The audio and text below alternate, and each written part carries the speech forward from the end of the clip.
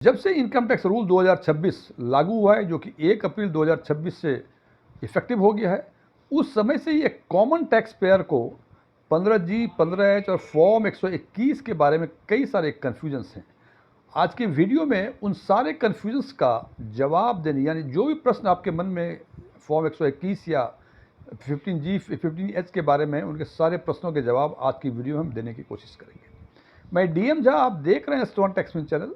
यदि इस वीडियो से आपको कोई नई जानकारी मिले या ये वीडियो आपको अच्छा लगे तो इसको लाइक करें, अपने फ्रेंड्स के साथ शेयर करें, कमेंट बॉक्स में यस लिखें, और यदि लगे कि इसमें ऐसी कोई जानकारी नहीं है जो आपको पहले से पता नहीं थी या यह वीडियो आपको पसंद ना आया हो तो कमेंट बॉक्स में नो लिखें। और यदि आपकी रुचि इन्वेस्टमेंट, खासकर म्यूचुअल फंड इन्वेस्टमेंट, बैंकिंग और डायरेक्ट टैक्सेशन में है और अभी तक आपने मेरे चैनल को सब्सक्राइब नहीं किया है तो मेरे चैनल को सब्सक्राइब करें और ऑल बटन पर क्लिक करें ताकि मेरे सभी नए वीडियो की नोटिफिकेशन आपको लगातार मिलती रहे। सबसे पहला सवाल कि फॉर्म 121 क्या है। फॉर्म 121 टैक्स पेयर द्वारा दिया गया एक डिक्लेरेशन है जिसमें वो डिक्लेयर करता है कि उस पर्टिकुलर टैक्स ईयर में उसकी एस्टिमेटेड टैक्स लायबिलिटी नील है, यानी कोई टैक्स उसको नहीं देना पड़ेगा। और ये डिक्लेयर करते हैं इस बात के लिए कि यदि उस पर कोई एप्लीकेबल TDS लगता है तो TDS ना कटे। और जो पेयर हैं इस डिक्लेरेशन के बेसिस पे टैक्स पेयर का टैक्स नहीं काटते हैं, और वो टैक्स जो नहीं काटते हैं इसी टैक्स को हम आम बोलचाल की भाषा में TDS यानी टैक्स डिडक्शन एट सोर्स कहते हैं। दूसरा सवाल कि क्या 15G, 15H को फॉर्म 121 ने रिप्लेस कर दिया है। जनाब, ये बिल्कुल रिप्लेस कर दिया है। 15G और 15H 31 मार्च 2026 तक ही एप्लीकेबल थे और 1 अप्रैल 2026 से फॉर्म 121 एप्लीकेबल थे। 15G उन लोगों के लिए फॉर्म था ये जिनकी उम्र 60 वर्ष से कम है, और 15H उन लोगों के लिए था जिनकी उम्र 60 वर्ष या उससे अधिक है। लेकिन इन दोनों ही फॉर्म को मर्ज करके फॉर्म 121 रिनंबर्ड कर दिया गया है, यानी फॉर्म 121 यदि आपकी उम्र 60 वर्ष से कम भी है या 60 वर्ष या उससे अधिक भी है, दोनों ही परिस्थितियों में आपको फॉर्म 121 ही भरना पड़ेगा। तीसरा सवाल है कि ये फॉर्म किन किन इनकम वालों के लिए भरना है, या यूं कह सकते हैं कि कौन कौन से इनकम कवर्ड हैं फॉर्म 121 में। तो इसमें जो इनकम कवर्ड हैं वो है PF का विड्रॉल और पेंशन, दूसरा है इंश्योरेंस कमीशन, तीसरा है house rent, interest on deposits, dividend, और LIC पॉलिसी का जो पेमेंट मिलता है वो भी इसमें कवर्ड है। यानी इन तरह की इनकम यदि आपकी किसी पर्टिकुलर टैक्स ईयर में है और आपको लगता है कि वो इनकम जो थ्रेशोल्ड लिमिट है उससे अधिक है और आपकी TDS कटेगी, तो उसके लिए आपको फॉर्म 121 भरना पड़ेगा। क्या ये सबों के लिए मैंडेटरी है?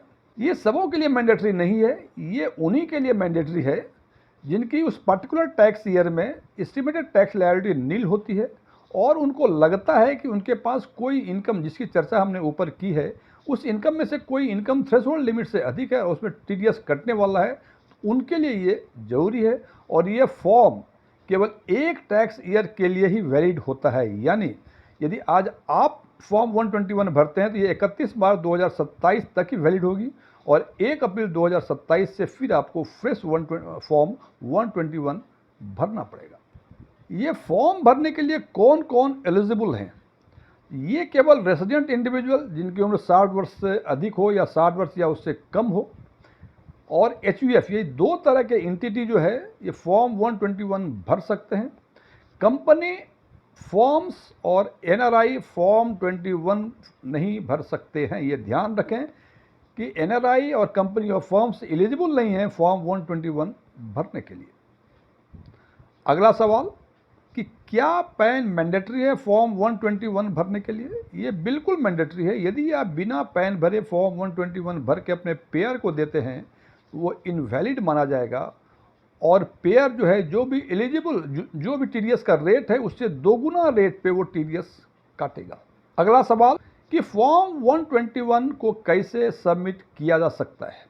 फॉर्म 121 ऑफलाइन या ऑनलाइन दोनों ही तरह से सबमिट किया जा सकता है, लेकिन ऑनलाइन सबमिशन के टाइम ये देखना पड़ेगा कि जो भी आपके पेयर हैं उसके पोर्टल पे ऑनलाइन सबमिशन की सुविधा यदि है तो ऑनलाइन भर सकते हैं, अदरवाइज वहाँ भी आपको ऑफलाइन ही भरना पड़ेगा। एक और सवाल है कि जब आपने फॉर्म 121 का पार्ट ए भर के दिया पेयर को और पेयर ने टीडीएस आपका उस डिक्लेरेशन के बेसिस पे नहीं काटा, तो क्या पेयर को इसकी सूचना कहीं देनी होती है? ये बिल्कुल देनी होती है जनाब। फॉर्म 140 पे जब क्वार्टरली टीडीएस रिटर्न ये फाइल करते हैं जो आपके पेयर हैं, यानी यदि आपने बैंक को दिया है तो बैंक जो हर क्वार्टर में 140 क्वार्टरली टीडीएस फाइल करते हैं और उसमें यह जिक्र रहेगा कि आपने 121 फॉर्म दिया था, इतना इनका इंटरेस्ट बना था, लेकिन इस फॉर्म के डिक्लेरेशन के कारण हमने टीडीएस नहीं काटा। ये सूचना इनकम टैक्स डिपार्टमेंट को दी जाती है। अगला सवाल है कि यदि मल्टीपल पेयर्स हैं, यानी नंबर एक, मैं संभावनाएं बता रहा हूं कि आपके कई बैंकों में फिक्स डिपॉजिट हैं और उन सारे बैंक्स में जो एक टैक्स ईयर का इंटरेस्ट बनेगा वो थ्रेशोल्ड लिमिट से अधिक है, यानी यदि आप 60 वर्ष से कम हैं तो 50,000 से अधिक, और यदि 60 वर्ष या उससे अधिक है तो 1 लाख से अधिक बनता है।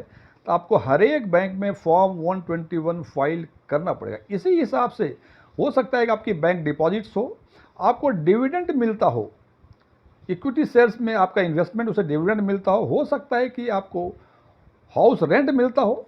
ये सारे हैं जो भी थ्रेशोल्ड लिमिट से अधिक इनकम इन सारे इनकम में होती हैं, तो आपको अलग अलग पेयर को अलग अलग फॉर्म 121 फाइल करना पड़ेगा। फ्रेंड्स, मैंने भरसक कोशिश की है कि फॉर्म 121 पे जो भी आपके मन में सवाल हो सकते हैं उन सारे सवालों के जवाब देने की कोशिश की, लेकिन इसके बावजूद यदि आपको लगता है कोई प्रश्न आपके मन में अनसुलझे रह गए हैं तो आप कमेंट बॉक्स में लिख के निश्चित रूप से हमसे पूछें। और इसके अलावा यदि डायरेक्ट टैक्सेशन के बारे में कोई और भी सवाल हो तो वो भी आप कमेंट बॉक्स में हमसे पूछ सकते हैं। मैं जल्द से जल्द उसका जवाब देने की कोशिश करूँगा।